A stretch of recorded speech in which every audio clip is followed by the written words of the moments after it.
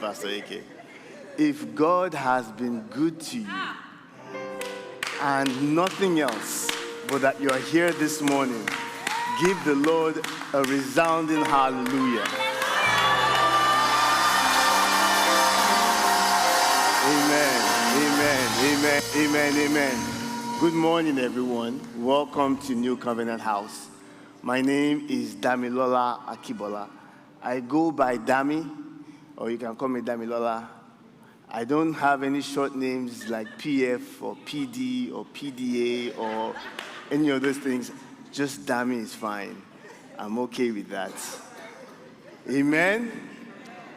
If you're worshiping with us for the first time and you want to meet our lead pastor, he'll be right outside the sanctuary. You can meet with him. He's a nice guy. He's an awesome dude. So just feel free to walk up to him, say hello. If you don't have anything to say, just start talking about dogs. He has 2 of them, and he'll get him going. So, amen. Let us say a quick word of prayer before we go right into the service. Heavenly Father, Lord, we bless you this morning. Father, we magnify your holy name. We give you all the glory and all the praise. We thank you for your goodness and your mercy. We thank you because even though we walk through the valley of the shadow of death, we shall fear no evil. We thank you because you are our comforter. We thank you because even though we go through tough times, you are always there with us. We pray, Father, Lord, that this morning we will feel and know and understand your presence, O Lord. That you open our hearts and our minds to receive your word, O Lord. That you block out the noise, O Lord, and settle our hearts, O Lord, to receive your word, O Lord. I pray, Father, Lord, that despite my weakness, despite my frailties and my humanity, I pray that you use me this morning, that you speak through me. May I not add to your word or reduce or remove from your word, O Lord. That I will deliver the word as you've sent it to me today, O Lord, and that your children will receive it, Lord, in the mighty name of Jesus. We give you all the glory and all the praise. In Jesus' mighty name we pray. In Jesus' mighty name we pray. Amen, amen, amen. So before I kind of go into the word, I normally don't do this. I don't usually get the opportunity to preach in front of my mother, and she's around. So I really just want to recognize her really quick. Mommy, where are you? She's back there somewhere. Can you please rise? All right. Amen. Hallelujah. Thank you. We give God all the glory and all the praise. So it's a little bit tough for me today, but I just need you guys to just get me going, amen? And we'll get through this together. All right, so PF last week, over the past couple of weeks, we've been preaching about expressions of faith. PF gave a powerful, powerful sermon. That sermon was so good that if I was to give a recap of that sermon, I would preach that sermon again. That's how good it was. I really want to encourage you to go on YouTube and just rewatch that video. It breaks the mold. It helps that shackle of giving and tithing and giving. It's a mind-blowing experience. So please watch that sermon. So I'm going to be preaching this morning in the same series, Expression of Faith. But this morning it's going to be about thanksgiving and praise as an expression of our faith. So let us turn our Bibles to the book of 1 Thessalonians 5:18. Actually, I apologize. I know I said using the New Living Translation, but I think we should use the King James Version if you have it available. I gave them the New Living Translation, but now I realize it should have been the King James Version. If you don't have it, that's fine. I think we all have our phones and we can pull it up. Now, this Bible verse has been a source of comfort for me and my family this week. It has reminded me of God's goodness, and it has quickly become one of my favorite Bible verses. It says that in everything give thanks, for this is the will of God in Christ Jesus concerning you. In everything give thanks, for this is the will of God in Christ Jesus concerning you. Now, whenever I think about this Bible verse, there are three major things in my heart that comes out of this. And I'm going to take and extrapolate and expatiate on that Bible verse. Now, that Bible verse, the first thing that comes to mind is that this is a command from God. It is a divine expectation from God. It is a godly decree.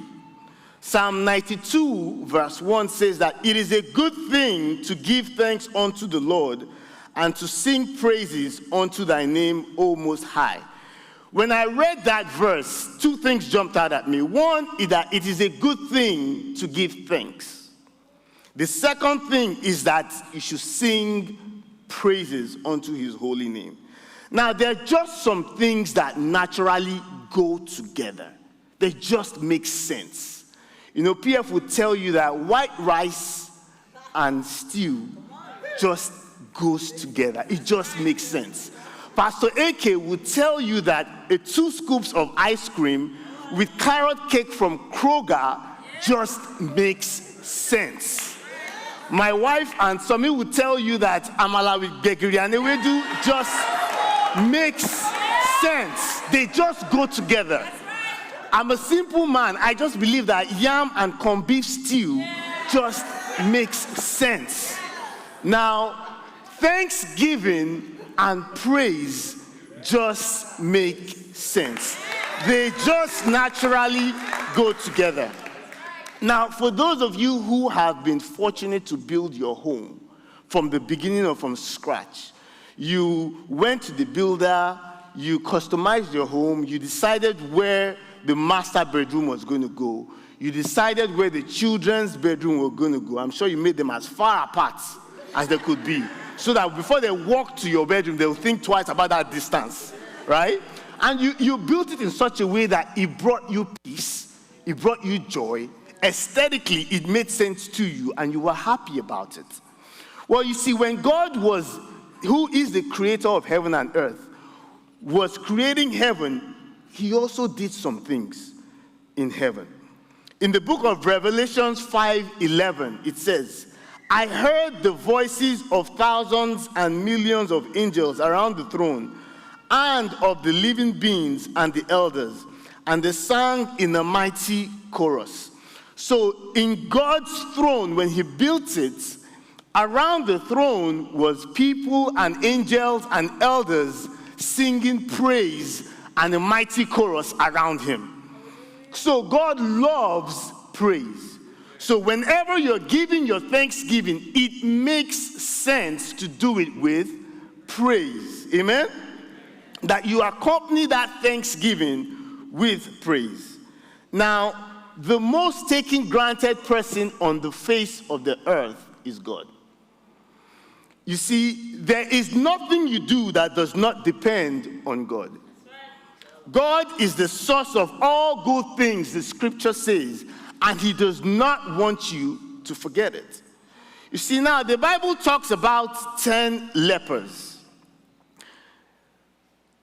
They went to Jesus and said, Lord, heal us. Now, Jesus sent them to the priest. Back in those days, whenever you had a skin disease or you had leprosy, you couldn't live among the Israelites. You were living outside the camp or outside where you could not give anybody else that disease. So, naturally, when you were healed, the only person that would confirm that healing was the priest in those days. So, Jesus sent them to the priest, 10 of them. As they were going, one of the lepers, who is not a Christian, who is not a Jew, who was a Samaritan, looked at his skin and realized his skin was just like a brand new baby, and went back to Jesus and was like, Jesus, thank you, Lord. Thank you, Jesus, for healing me. He was effusive in his praise. He was over the top, you will say, with his thanksgiving to Jesus. But Jesus asked a rhetorical question because he knew the answer to it. He asked him, weren't there 10 of you? What happened to the other 9? You see, the other 9 were busy enjoying the blessing, they forgot about the blessor. Now, how many of us are not guilty of that? Raise your hand so that I can pray for a liar this morning. Particularly me, whenever I get a blessing, I forget about who? The blessor, who was the source of that blessing. Now, I'm going to switch gears a little bit to the Israelites, the children of Israel. They were in bondage for 400 years in Egypt.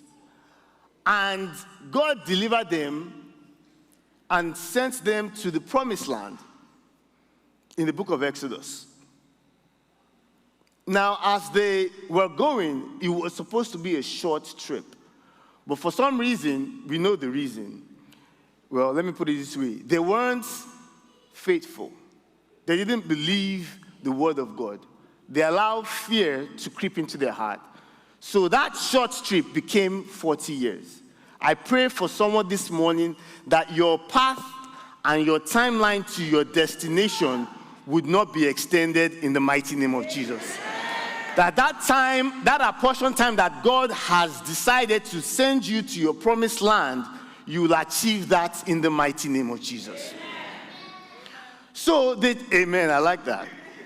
So the children of Israel, for 40 years, were roaming around the wilderness, going around and around. But God kept them. He fed them. He took care of them by providing something called manna. It was a flake-like substance that every morning they will go and pick it up and they will make their meals with it. Now, here's the kicker. They couldn't pack or make that manna for more than one day because every time they did it, it will spoil. And on the Friday or on the weekend, that same manna, God said you can pick it and make that meal for 2 days, and it will last 2 days. Hallelujah. Interesting. The same meal.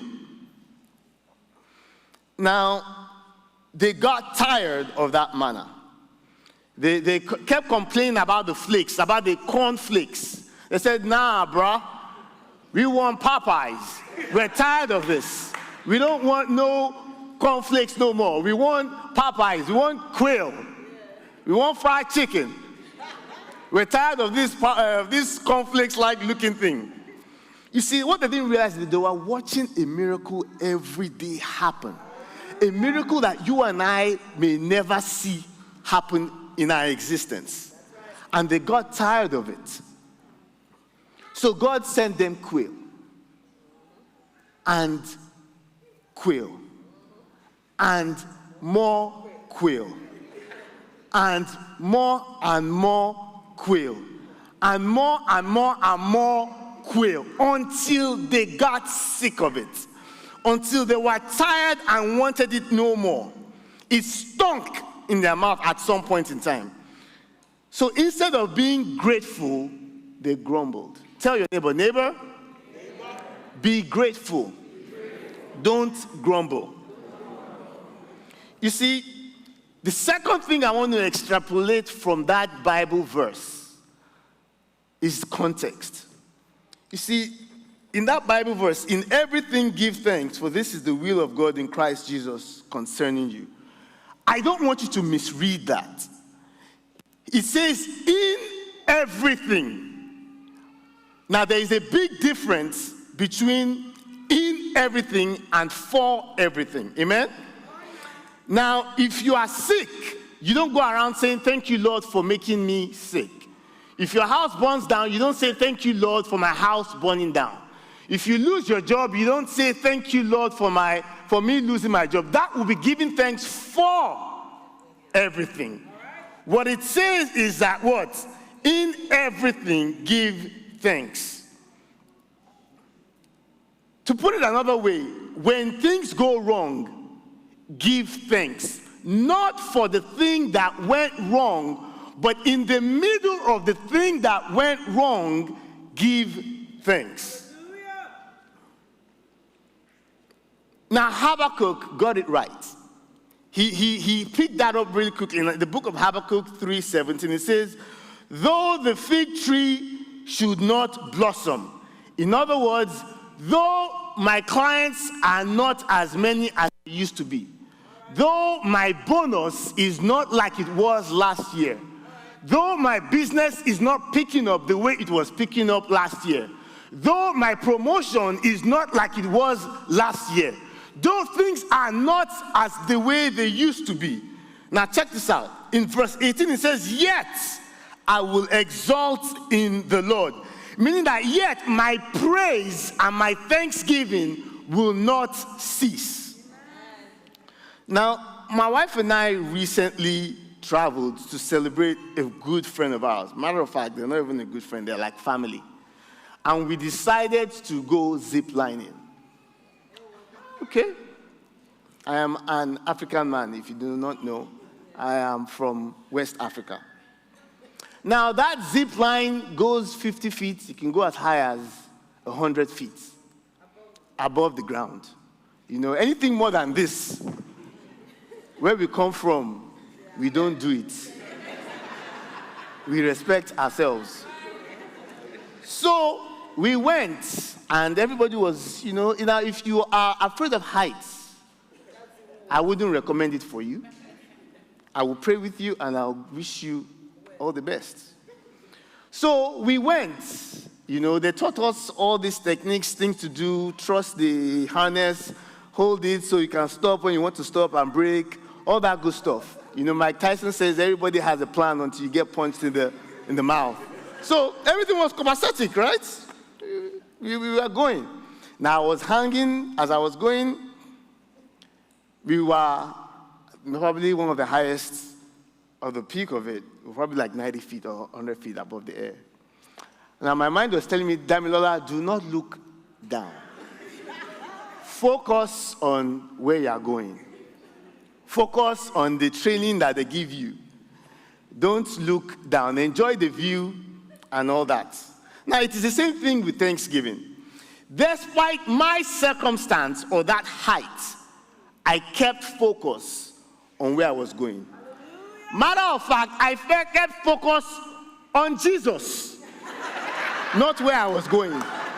Because I knew down there, in my mind, I was like, how would I explain it if something happened? What will I tell my parents? Or what would they tell my family? Where we come from, we don't do such things.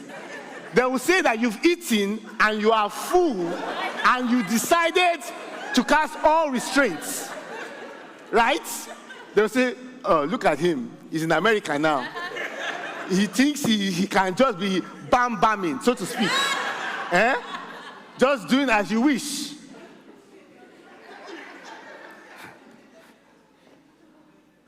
But I kept my eyes on the Lord. So even though I cannot praise God for my circumstances, I'm going to praise God that He is with me in my circumstance.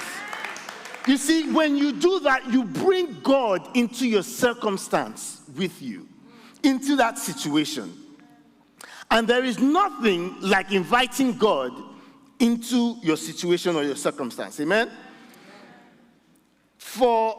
Let us turn our Bibles to the book of Daniel 3:13. Daniel 3:13, the New Living Translation. For a little bit of context, Nebuchadnezzar was the king of Babylon.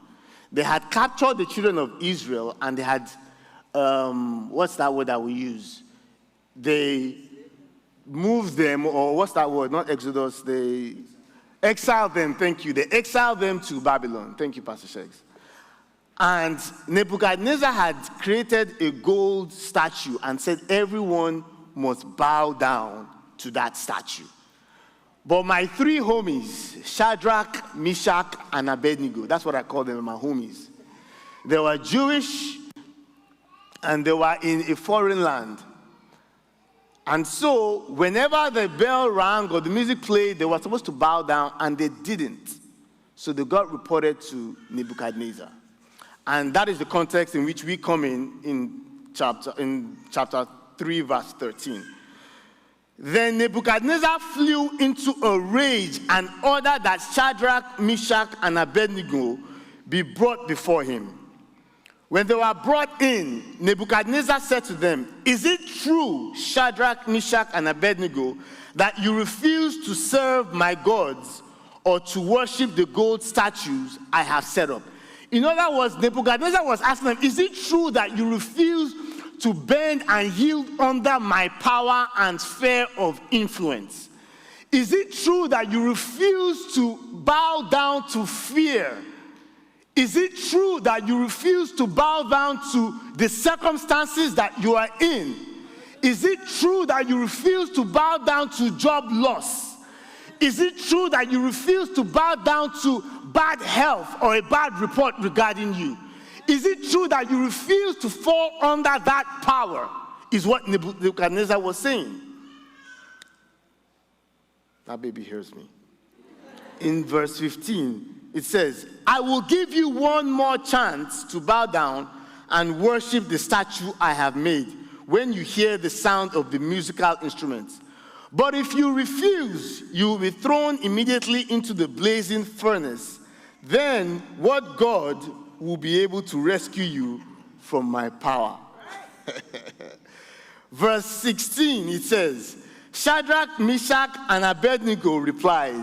Now, those my homeboys got no chill. They got no chill. In other words, they don't have home training or they don't have respect. They said, "Oh, Nebuchadnezzar, we do not need to defend ourselves before you." Now, I'll pause there. You see, the easiest battle to fight, my brothers and sisters, are those battles you refuse to fight. You see, those boys refuse to defend themselves. In my culture, they say whenever two people are running, one person is going to win and another person is going to lose. But when one person decides that they are not running, it's no longer a race. Amen? Now, in verse 17, it says, "If," this is Shadrach, Meshach, and Abednego talking, "if we are thrown into the blazing furnace, the God whom we serve is able to save us." Now, did you catch that? You see, those boys didn't say, "God will rescue us." No, they didn't want to tempt God. They said, "He is able to save us."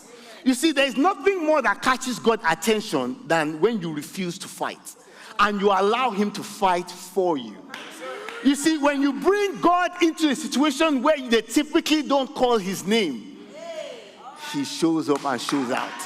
When you bring God into a situation, aka your job, where it's all about performance and they don't typically call God's name, he shows up.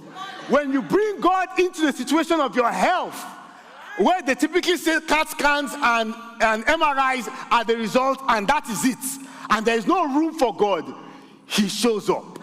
When you bring God into your immigration status, where they say it's all about hiring lawyers and these are the rules, and they don't bring in God, God shows up.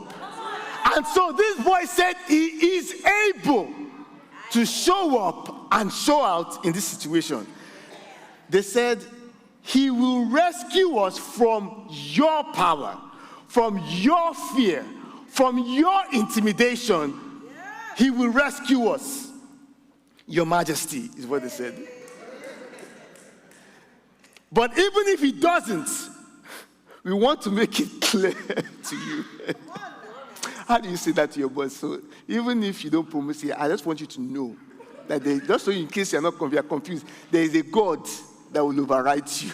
How do you say that to you? Those boys were not praying. They got some boldness. That's what I'll use. Yes. They have boldness. Yes.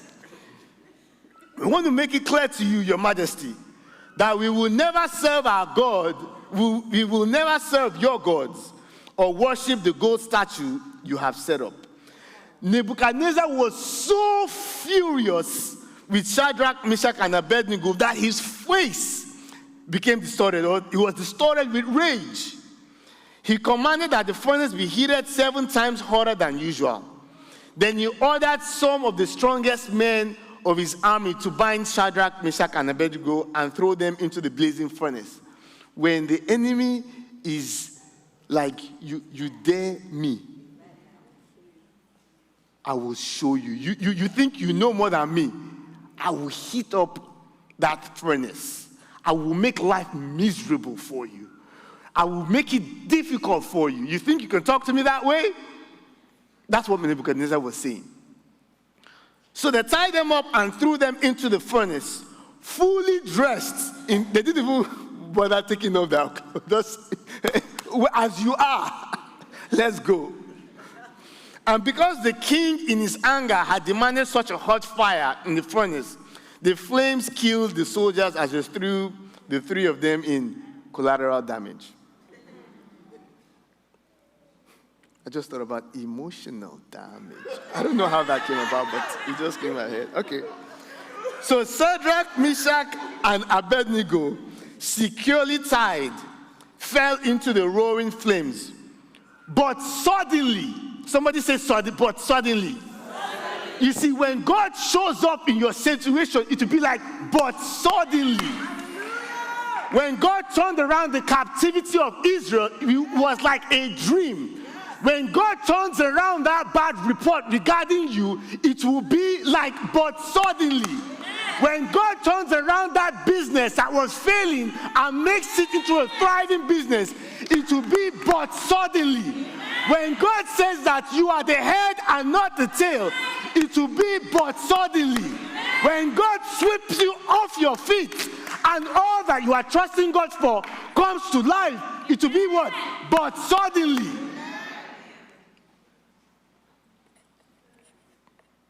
Amen. You see, when God shows up, he will be more than you ever thought. Nebuchadnezzar jumped up in amazement and exclaimed to his advisors, "Didn't we tie up 3 men and throw them into the furnace? This week, your enemy will jump up and say, wasn't this the guy we were trying to fire? Wasn't this the business we were going to decline their application? Wasn't this the reports that we received from the MRI or the CAT scan? This week, God is going to show up for somebody this week. This week, the advisors of your enemy, their words will sound like foolishness in the words of your enemies." Amen? "Yes, your majesty," they responded. "We certainly did." "Look," Nebuchadnezzar shouted, "I see 4 men unbound, walking around in the fire unharmed, and the 4th looks like a god." Now, I'll pause there. 3 things happen when God shows up in your situation. 1, you become unbound. In other words, there is freedom in your circumstance.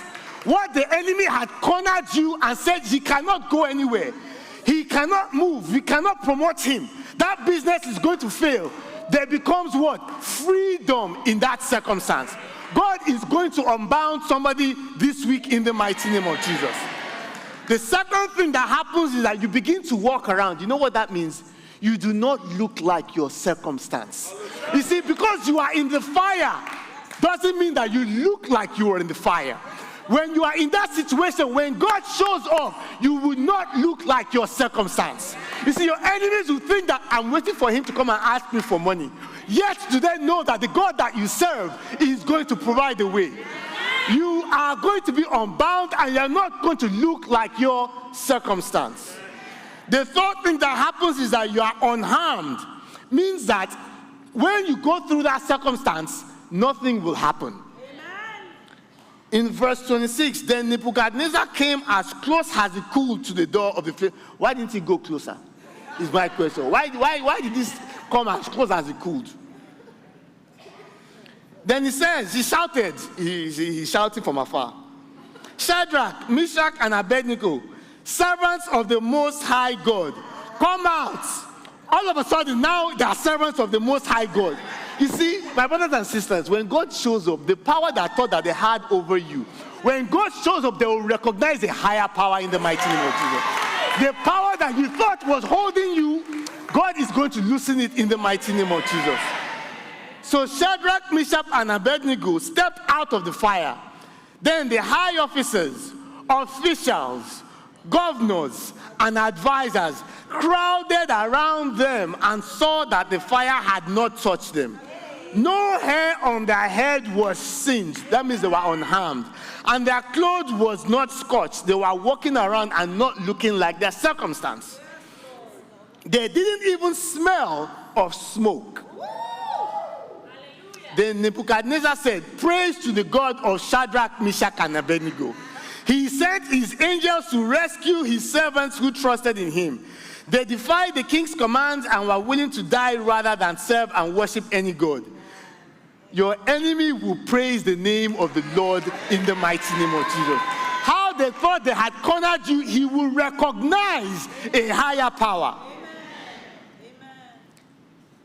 Then he said, "Therefore, I make this decree," in verse 29.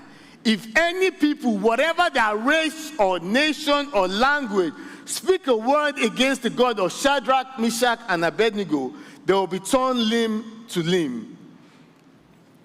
You see, my brothers and sisters, when God shows up, your enemy will acknowledge the God that you serve. They will bow down to the King of Kings and the Lord of Lords. You see, they always say that a problem shared is half solved. You see, in the middle of your circumstance, if you give God thanks and praise, you are inviting God into that circumstance and you solve a problem. Now, what do I mean by that? Now, sometimes God will show up like Shadrach, Meshach, and Abednego. And sometimes God will fix you in that circumstance and not remove that circumstance. Because he needs to mold you, because he has a higher purpose for you. You see, the army, when they are taking you, when you are going to war, they don't automatically draft you and send you to war. I use this terminology all the time. They train you and they build your skill set. They build your confidence and they help you. You see, you and I, whether or not you believe it, we are soldiers in the kingdom of God. And we are fighting a battle, physical and spiritual. Now, you may choose not to fight that battle, but you are in one. Look at Paul. Paul asked God, "Take away this thorn from me." A couple of times he asked God, and what did God say? He says, "My grace is sufficient for you." God didn't take away that thorn. Amen? Look at Job. When Job was going through his stuff, his wife was telling him, "Uncle, better curse God and die." In other words, what she was saying was, man, complain, grumble about this situation, and just know that it is over. Grumble and complain about your circumstance. Man, I don't have a lot of time. But what did Job say? He says, "Shall we only receive good things from the Lord?" In other words, do we measure our relationship with God only by the stuff that he gives us? See, that's the problem with prosperity gospel. They don't allow for God to not give you everything. The moment he is shot by one Tesla, it is a problem. The wife that he blessed you with, the children, the home, the job, yes, but he shot one thing. So automatically, he's no longer God anymore, Abby. You see, with Job, you don't get any lower than that. You lost the job, you lost your children, you lost your workers, you lost your income, you lost everything. See, Job chose to bless the name of the Lord in the middle of his circumstance, not because of the situation. Look at Paul and Silas in Acts 16. In the middle of the night, even though they were innocent, what were they doing? Praising the Lord always. In jail. And they were not guilty. They chose to serve the name of the Lord in the circumstance that they were in. Look at Jehoshaphat.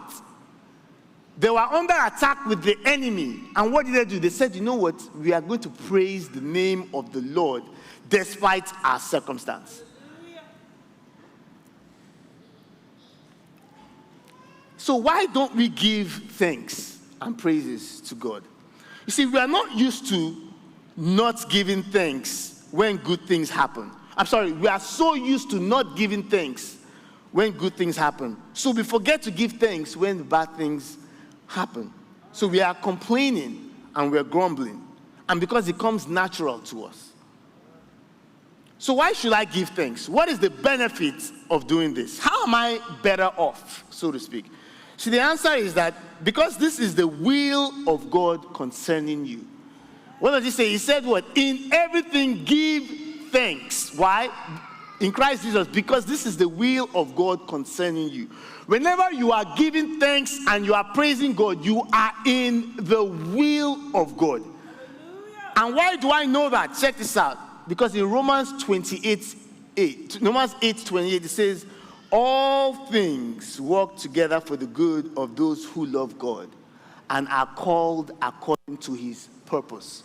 So when you are called according to his purpose, you are in the will of God. And you are in the will of God when you are giving thanks. Amen? Now, when you are stuck between a rock and a hard place, that's even easier. When you are stuck between a rock and another rock, give thanks. Hallelujah. When things are not working the way they used to work, give thanks. You see, because when you are in God's will, God is moving. God is shaking things.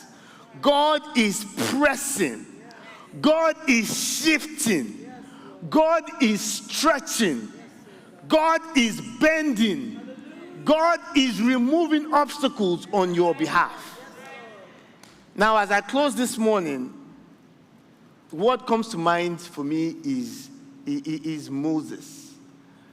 In case, for context, I think about it. Moses' mother got paid to watch Moses. Now, check this out. Now, in Exodus 2:2-9, now I know I'm out of time. Bear with me. Pharaoh was telling all the wives or the midwives that any child that was born that was Hebrew needed to be executed. So Moses' mother hid him.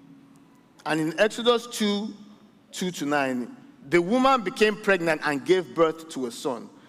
She saw that he was a special baby and kept him hidden for 3 months.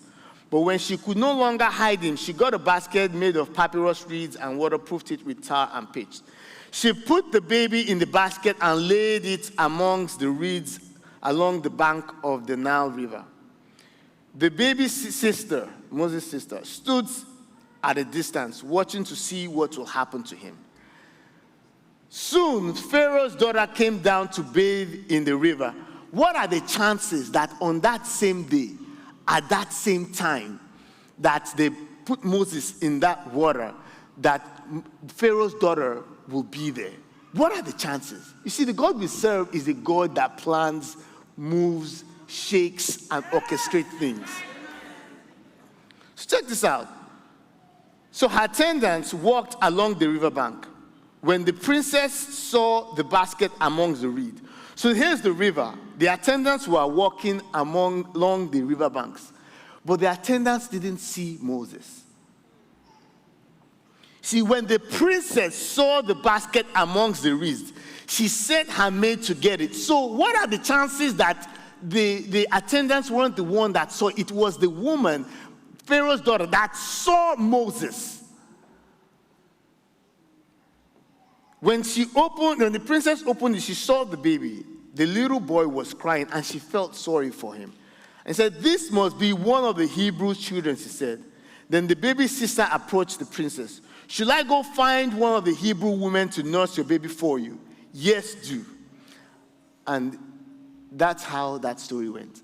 That you got paid in the middle of COVID, in the middle of a pandemic, when things were not going to work out, to watch your own kid. Now, I don't know about you, but that is the God that we serve. Right. That is the living God that makes what is impossible possible.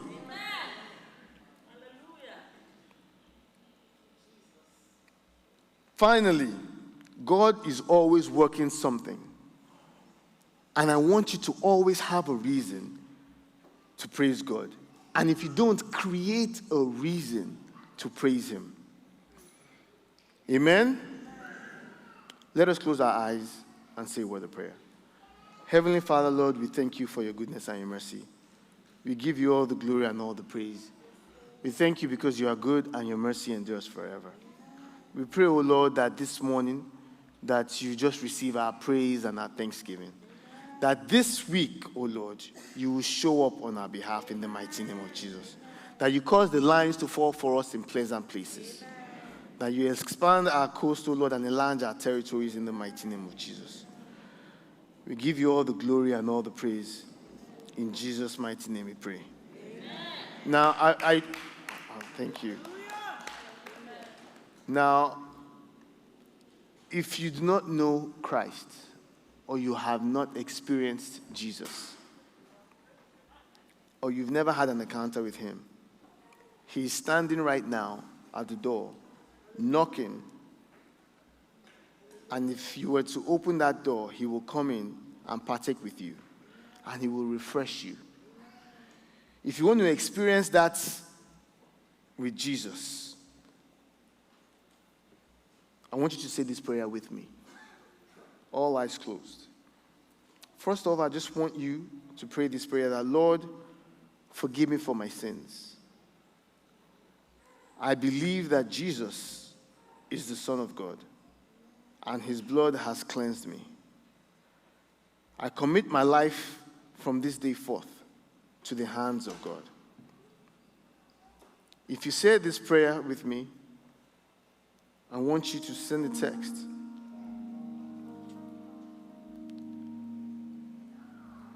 And text renew to 94000. And someone is going to reach out to you and have a quick conversation with you and just share the word of God with you and encourage you. You see, because this is a new journey with you. And you need someone to walk that journey with. We do not want you to walk that journey alone. And I know that the Lord will bless you, that you will remain steadfast in that walk. And even when you fall, you have family here. You have Jesus who will pick you up. Amen? Hallelujah. Amen, amen, amen. All right. I think it's time for us to do our our Thanksgiving. And our lead pastor here will lead us further. Amen.